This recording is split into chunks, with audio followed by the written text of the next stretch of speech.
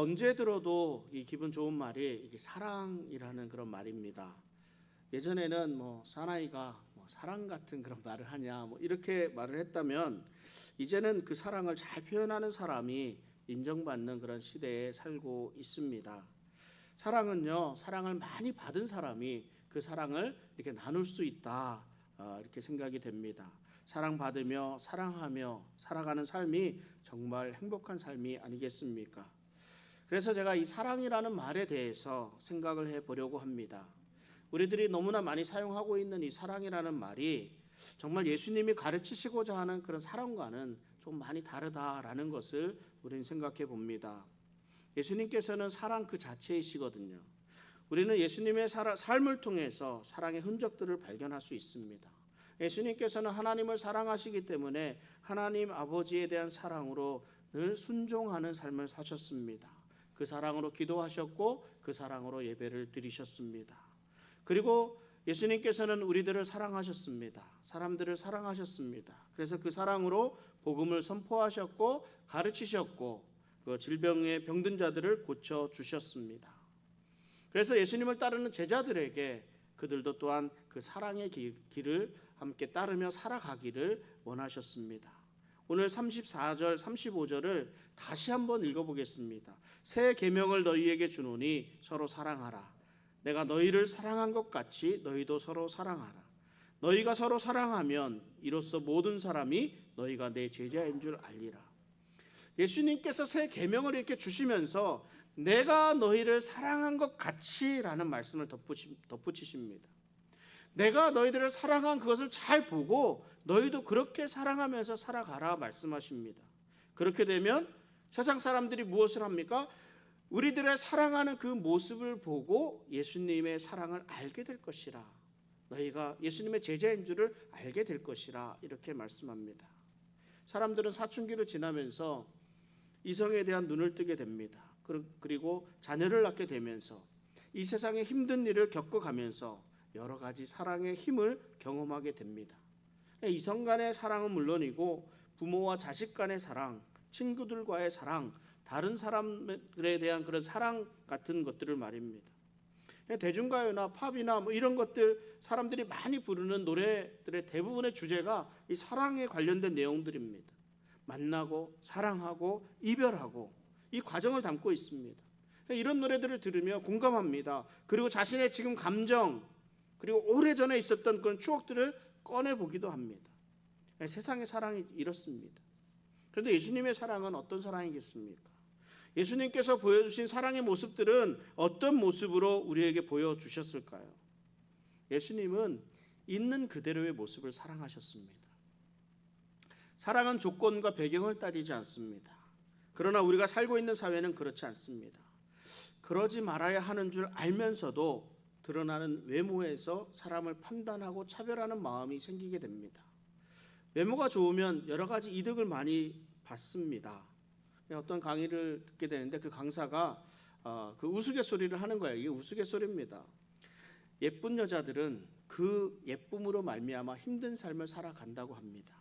사람들이 괜히 친절을 베풀기도 하고 지나가는 사람들이 쳐다보는 것 이런 것조차도 버겁다고 합니다. 왜 영화 같은 데서 그런 장면 많이 나오잖아요. 교통사고 탁 났는데 예쁜 여자가 탁 나오면 내가 잘못한 거야. 괜찮아. 다 이런 그 상황들이 그런 식입니다. 대우를 받으니까 좋기는 한데 그만큼 편한 삶이 아닙니다. 편안할 수 없거든요. 그런데요, 안 예쁜 여자는 더 힘들답니다. 남자나 여자나 마찬가지입니다. 사회심리학에서 이 후광 효과라는 말이 있습니다. 후광 효과. 외모가 좋은 사람이 외모가 좋지 않은 사람보다 사회생활에 유리하고 그 평가와 대접에 있어서 훨씬 유리하다라는 이런 이론이 후광 효과라는 이론입니다. 사람의 외적인 모습이 고용에도 관련이 되고 심지어요 월급에도 영향을 미친다고 합니다. 실제로 한 연구 조사에 의하면 잘생긴 사람, 외모가 괜찮은 사람들이 그렇지 않은 사람들보다 한 12% 정도는 월급을 더 많이 받고 있다는 그런 결과가 나오기도 했습니다.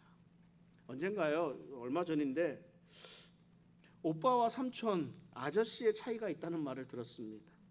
그런데 그 기준이 모호하다고 합니다. 어떤 때는 오빠도 되고 어떤 때는 삼촌도 되고. 그냥 말은 그렇게 하는데요. 제가 보기에 결코 모호하지가 않습니다. 뭐예요? 잘생긴 사람이 오빠고 그렇지 않으면 아저씨가 되더랍니다.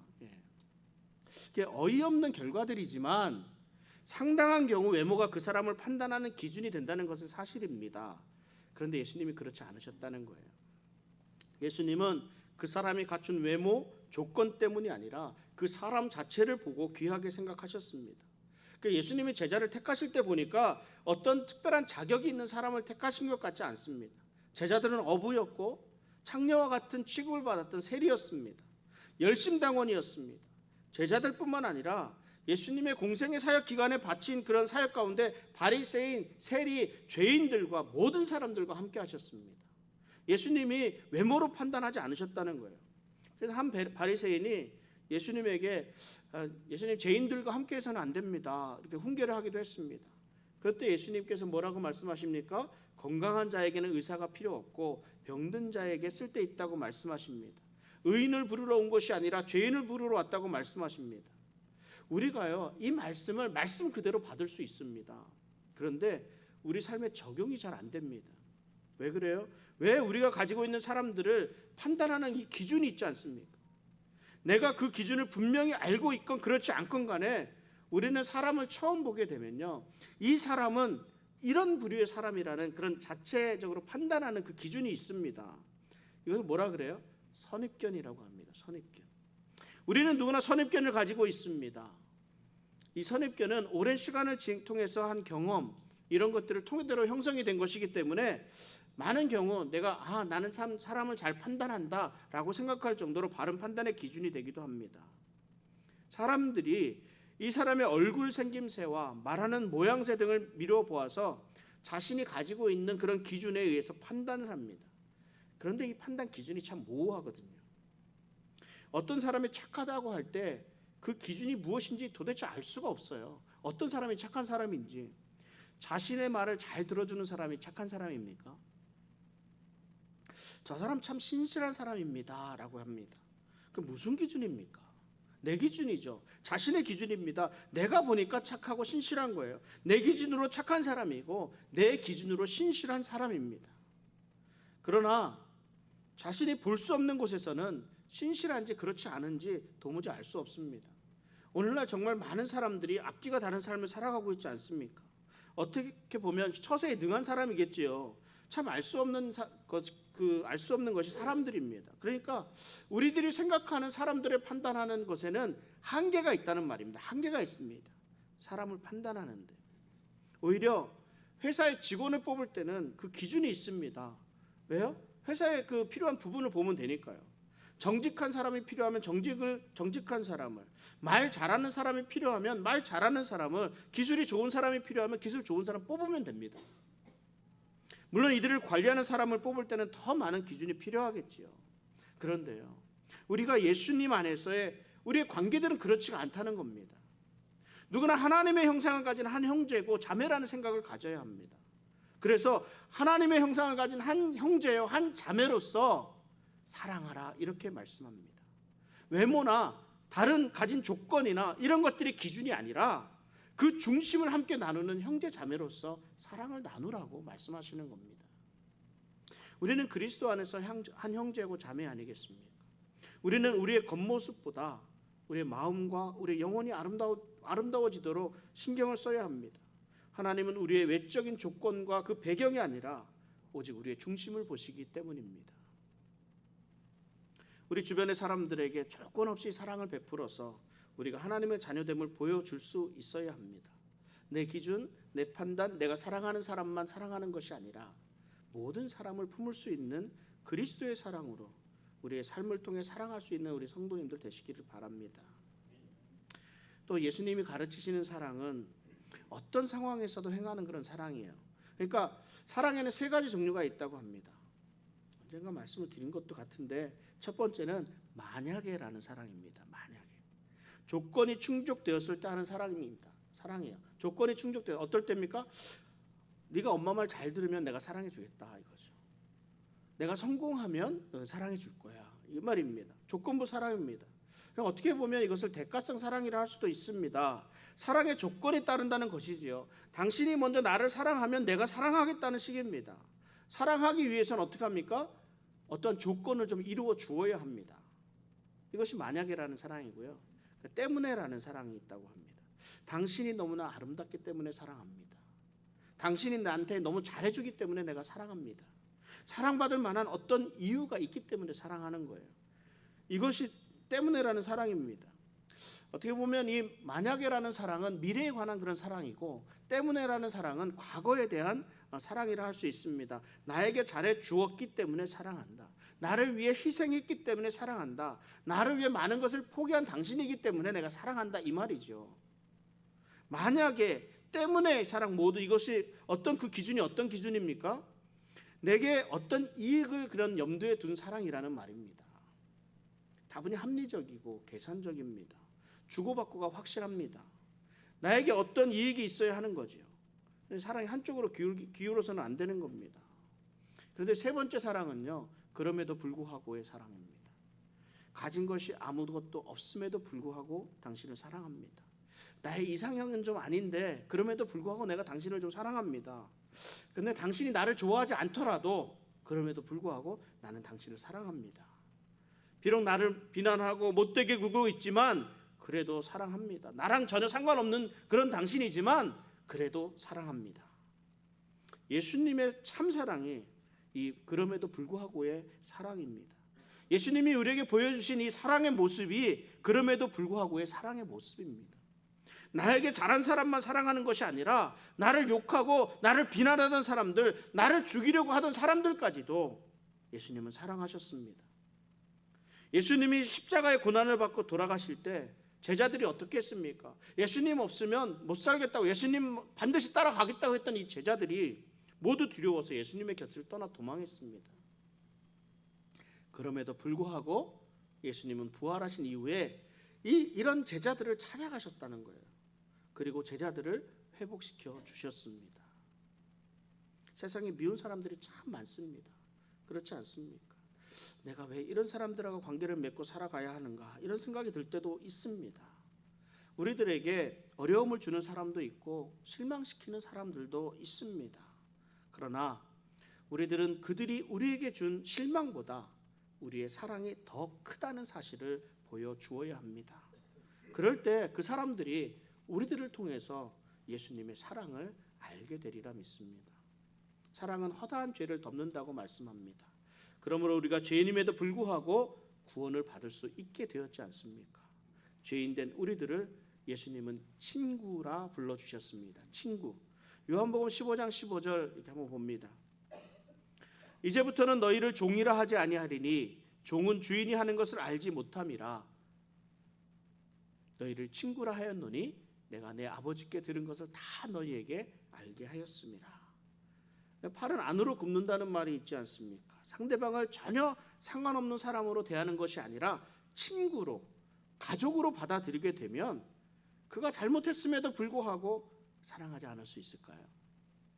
이 땅에서 만나는 모든 사람들이 내 가족이고 내 형제고 내 자매이고 내 친구라고 생각하면 우리가 사랑하지 못할 사람이 어디 있겠습니까? 우리가 품지 못할 사람이 어디 있겠습니까? 우리가 용서하지 못할 것이 어디에 있겠습니까? 또 예수님께서는 희생으로 사랑을 가르쳐 주셨습니다. 마가복음 10장 45절에 인자가 온 것은 섬김을 받으려 함이 아니라 도리어 섬기려 하고 자기 목숨을 많은 사람의 대속물로 주려 함이니라 말씀합니다. 예수님께서는 우리를 사랑하셨기 때문에 자신의 생명까지도 포기하시면서 희생하셨습니다. 사랑은 희생입니다. 사랑은 사랑하는 사람을 위해서 아낌없이 주고 싶은 마음입니다.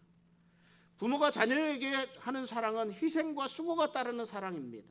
자녀를 위해 아낌없이 주는 것이 부모의 사랑입니다. 희생과 수고가 따르는 사랑은요, 열매를 맺습니다. 예수님은 하나님이시잖아요. 그러므로 예수님이 사람들의 사랑과 존경과 영광을 받으시는 것, 이것은 당연한 겁니다. 그런데 예수님은 이 당연한 영광을 포기하시고 이 땅에 육신으로 오셨습니다. 그리고 우리를 사랑하셔서 자기 목숨까지 아낌없이 내어주셨습니다. 예수님은 우리를 위해서 자신을 십자가에 내어 주셨지만 그 마음이 구원받은 우리로 인하여 기쁨으로 가득하셨을 것입니다. 우리들은 자신을 죽이심으로 우리를 살리신 이 예수님의 사랑을 기억해야 합니다. 그런데 우리는 많은 경우에 이 사랑을 공짜로 하려고 합니다. 말로만 하려고 합니다. 말로만 하는 사랑에는요, 진정성이 없습니다. 사랑은 구체적인 대상이 있잖아요. 막연하면 사랑이라 할 수가 없는 거예요. 내 이웃을 사랑하라, 이런 말씀인데 이 말씀이 우리들에게 좀 더 구체적으로 나타나야 되지 않겠습니까? 우리들의 이웃이 누구인지부터 확인해야 하지요. 좁게는 우리 가족도 이웃이라 할 수 있습니다. 함께 일하는 직장 또는 비즈니스에서 그 직원들이라도 이웃이라 할 수 있습니다. 매일 대하는 고객이 이웃이 될 수 있습니다. 먼 가족 친지들이 이웃일 수 있습니다. 우리 옆집에 사는 사람, 그 사람은 진정 정말 이웃이잖아요. 우리 주변에 있는 홈리스들이 이웃인가요? 그렇다면 이들을 어떻게 사랑할 것인가 구체적인 행동이 나타나야 되지요. 그럼 왜 그렇습니까? 사랑은 반드시 그 사랑에 대한 희생과 수고가 들어가기 때문입니다. 여러분, 하나님을 사랑하면 하나님의 사랑에 대한 내 삶이 드려져야 합니다. 그러니까 내 시간을 할애해야 되고 늘 생각하게 됩니다. 교회를 사랑하면 교회에서 내가 할 수 있는 일들을 찾게 되어 있습니다. 사랑하는 대상을 늘 생각하고 그 필요를 채워주게 되어 있습니다. 그런데 왜 사랑 실천하는 것이 이렇게 어렵겠습니까? 우리가 희생을 한다고 하면 무엇인가 큰 커다란 희생들을 생각하기 때문입니다. 예수님과 같이 생명을 던지는 희생을 생각합니다. 내 신장을 이식해주고 내 간을 떼어주고 내 피를 나누어주는 희생을 생각합니다. 나의 전 재산을 다 드리며 행하는 그런 희생들을 생각합니다. 그런데 우리들에게 직접적인 희생의 모습은요, 이런 커다란 희생으로만 나타나지 않습니다. 작은 행동에도, 작은 희생에도 우리의 사랑이 그대로 드러나게 되어 있습니다.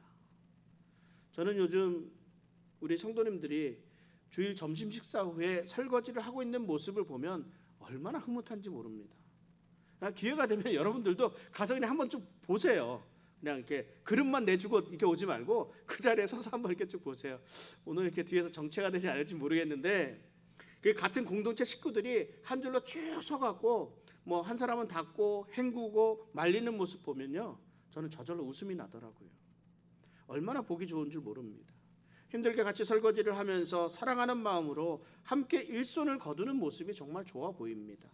교회를 사랑하는 마음으로 청소하고 휴지도 뭐 한 장이라도 줍고자 하는 그 모습들도 마찬가지입니다.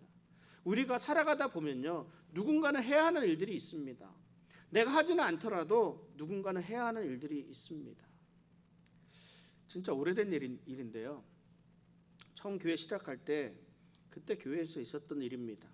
어떤 사람이 그 교회에 악한 마음을 품었는지 화장실 안에서 그 이를 보지 않고 화장실 변기 밖에다가 이를 보고 갔더라고요. 큰 거를. 제가 할 수 있는 일이 딱 두 가지가 있었습니다. 뭐가 있었을까요? 첫째, 그냥 모른 척하고 그냥 나온다. 모른 척하고 그냥 나오는 거. 두 번째는 그것을 치워야 하는 겁니다. 비록 냄새가 나고 비위가 상하지만 누군가는 해야 합니다. 교회를 사랑하고 성도들을 사랑하고 다른 사람들을 사랑하는 사람은요, 누군가 해야 하는 그 일을 내가 합니다. 이 한 사람의 희생과 수고가 다른 사람들의 삶을 편안하게 해주는 것입니다. 이러한 작은 사랑이 큰 희생의 사랑으로까지 나아갈 수 있는 겁니다. 뭐 우리 교회는 그런 일이 있었나요? 예수님께서는요, 또한 끝까지 사랑하셨습니다. 끝까지. 요한복음 13장 1절 보면 유월절 전에 예수께서 자기가 세상을 떠나 아버지께로 돌아가실 때가 이른 줄 아시고 세상에 있는 자기 사람들을 사랑하시되 끝까지 사랑하시니라. 예수님이 잡히시기 전날 밤이었습니다. 예수님은 이제 다시 하나님 나라로 돌아가셔야 했습니다. 그런데 연약한 제자들을 보면 영 마음이 놓이지를 않으셨습니다. 제자들은 예수님이 3번이나 십자가의 고난을 말씀하셨음에도 불구하고 그 제자들은 예수님이 이제 곧 예루살렘에 입성해서 예수님께서 그 부패한 헤롯 왕 이 사람들을 다 내쫓고 새로운 왕이 되실 것이라고 생각했습니다. 잔뜩 기대에 부풀어 있었습니다. 그리고는 자기들끼리 누가 높은 자리에 오를 것인가 다투고 있었습니다. 뿐만 아니라 또 다른 가룟 유다, 한 제자 가룟 유다에게는 사탄이 그 안에 들어갔습니다. 가룟 유다는 예수님을 팔 생각 가득해 있었습니다. 이런 상황에서 예수님은 제자들을 한심하게 여기지 않으시고 끝까지 사랑하셨습니다. 예수님은 제자를 처음 부르실 때나 공생의 기간이 끝날 때나 동일하게 사랑하셨습니다. 그리고 오히려 그 사랑이 더 깊어져서 끝까지 사랑하셨다라고 말씀합니다. 여러분, 세상의 사랑에는 한계가 있습니다. 세상의 사랑은 자기 이익을 추구하기 때문에 그렇습니다. 그러니까 이해관계가 끝이 나면 그 관계 또한 계속 유지하기가 어렵습니다. 그러나 하나님의 사랑은 끝까지 변함없는 사랑입니다. 끝까지 가시는 사랑입니다.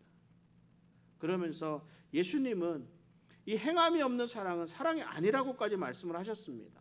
이 말씀은 뭐예요? 사랑을 표현하라는 거죠. 제자들은 예수님의 사랑을 보고 예수님의 사랑을 받았습니다. 그리고 예수님은 자신이 사랑한 것처럼 제자들도 사랑하라고 하시면서 손수 그들의 발을 씻어 주셨습니다. 요한복음 13장 4절 5절을 보면 저녁 잡수시던 자리에서 일어나 겉옷을 벗고 수건을 가져다가 허리에 두르시고 이에 대야에 물을 떠서 제자들의 발을 씻으시고 그 두르신 수건으로 닦기를 시작하여 예수님은 사랑하는 마음을 행동으로 보이셨고 제자들도 예수님처럼 사랑으로 살기를 기대하셨습니다. 그리고 15절에 그 13장 15절에 내가 너희에게 행한 것 같이 너희도 행하게 하려 하여 본을 보였노라 직접 이렇게 말씀해 주셨습니다. 예수님께서 사람들과 함께 하셨습니다. 예수님께서 사람들을 사랑하셨습니다. 예수님께서 사람들과 함께 먹고 함께 노숙하고 함께 사람들을 위로하고 함께 그들이 두려워할 때 용기를 주셨습니다. 그리고 영원히 함께 하길 원하셔서 지금도 우리와 함께 하십니다. 예수님은 사랑하는 사람들과 함께 하시는 것을 기뻐하시고 동시에 또 질병으로부터 자유하길 원하는 사람들을 치료해 주셨고 배고픈 사람들에게 먹을 것까지도 주셨습니다. 사람들은 빵과 이 육체적인 권리를 찾고자 했으나 예수님은 우리에게 진정 필요한 것이 무엇인지 그 필요한 구원을 주셨습니다. 예수님은 진정 우리가 필요한 것이 무엇인지 우리에게 가장 좋은 것이 무엇인지를 너무나 잘 알고 계십니다. 마태복음 6장 8절에 뭐라고 말씀합니까? 그러므로 그들을 본받지 말라. 구하기 전에 너희에게 있어야 할 것을 하나님 너희 아버지께서 아시느니라 말씀합니다. 우리는 예수님을 본받아서 살아가는 사람들입니다. 예수님께서는 사람들의 영적인 필요가 무엇인지를 분명히 아셨습니다. 그러면 우리들도 다른 사람들의 영적인 필요가 무엇인지를 알아야 하지 않겠습니까? 다른 사람들의 영적인 필요를 위해서 복음을 전해야 하고 다른 사람들의 필요를 채워줘야 합니다. 우리는 예수님의 사랑의 통로가 되어서 사람들이 우리들의 모습을 보고 우리들의 삶을 보고 우리들의 행동을 보고 예수님을 만날 수 있도록 해드려야 하지 않겠습니까? 예수님께서 사랑하실 때 또 직접 이렇게 접촉하는 것들을 이렇게 보게 됩니다. 예수님은 하나님이시니까 말씀만으로도 충분히 치유하실 수 있었습니다. 말씀만으로도 다 고치신 적도 있습니다. 그러나 직접 손을 내밀어 만지시고 일으켜 주셨습니다. 그러니까 예수님의 사랑은 직접 부대끼고 손으로 접촉해서 그 진심이 전해져서 그 힘을 발휘됨을 예수님께서 잘 아셨다는 거예요. 육신의 병은요 말씀으로 그냥 치유할 수 있습니다. 그런데 그뿐만 아니라 손을 잡고 포옹해 주시고 안아 주시면서 무엇을 치료해 주십니까? 그 다친 마음을 열어 주시는 거예요. 그 마음의 병까지 치료해 주셨다는 겁니다. 근본적인 문제들. 우리 보다 보면 프리허그를 해주는 사람들이 있습니다. 메마른 세상에 따뜻한 사랑을 전한다는 이 취지라는 생각이 듭니다. 우리에게 밥보다 더 필요한 것은 사랑에 담긴 접촉이 아닐까 생각이 되기도 합니다. 그래서 의학적으로도 이렇게 접촉하는 것, 이게 스트레스 호르몬을 좀 낮추고 면역력을 높여서 병들을 좀 이겨내게 한다고 합니다. 말보다 10배나 강한 위로를 전달하고 통증을 이기게 해주는 그런 천연 진통제 역할을 하는 것이 이 접촉이라 사랑하는 사람과의 접촉이라고 합니다. 신체적 접촉이요 아이들의 폭력성을 낮추고 평화로운 어른으로 자라가게 한다고 합니다. 그래서 자녀들을 안아주고 쓰다듬어주고 하는 것들이 정말 중요합니다. 말로만 사랑을 외치는 것이 아니라 우리 손으로 가슴으로 사랑을 표현하는 것이 좋지 않겠습니까? 말씀을 맺습니다. 예수님은 우리가 죄인임에도 불구하고 우리를 받아주셨습니다. 그리고 십자가에서 희생하심으로 그 사랑을 보여주셨습니다. 우리도 그런 예수님의 사랑을 배우고 삶 가운데서 행하며 살아가야 합니다. 외부적인 조건을 사랑하는 것이 아니라 손해를 보고 낮은 위치에 처하더라도 끝까지 참된 사랑을 나타내 보여야 합니다. 모든 사람들에게 예수 그리스도의 사랑을 전하는 사랑의 전도사로서 살아갈 수 있는 우리 성도님들 되시기를 바랍니다. 이 시간 우리 같이 기도하며 나아가겠습니다.